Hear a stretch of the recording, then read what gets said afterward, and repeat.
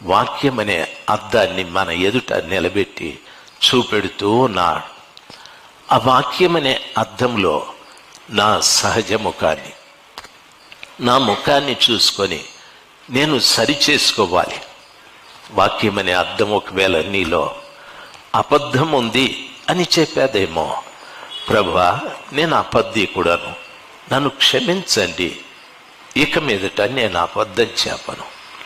వాక్యం ఎదుట నువ్వు నిలబడ్డప్పుడు ఒకవేళ నీలో కోపం ఉంది అని చెప్పేదేమో, వాక్యం ఎదుట నిలబడి ప్రభా నాకు కోపం ఉంది, ఇక మీదట నేను కోపపడను అని దాన్ని విడిచిపెట్టి, వాక్యం అద్దం నీ ఎదుట ఉన్నప్పుడు నీ జీవితంలో ఒకవేళ మోసం చేసేవాడివేమో, అన్యాయము చేసేవాడివేమో, అక్రమాలు చేసేవాడివేమో, అవిధేయుడేమో, ఒకవేళ వాక్యానికి అవిధేయుడేమో, నీకు బోధించే దైవ సేవకుడికి అవిధేయుడేమో, వాక్యం నీ ఎదుట అద్దంలాగా నిలబడి నీ సహజ ముఖాన్ని చూపెట్టినప్పుడు అందులో కనిపించిన తప్పితాన్ని ఆయన పాదాల చెంత ఒప్పుకొని విడిచిపెట్టడం మంచిది.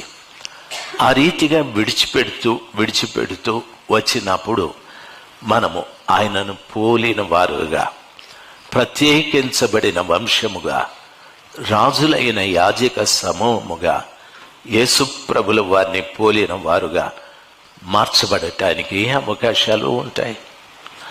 ఆ రీతిగా మనము చేయగలిగితే ఎంతో ధన్యులం.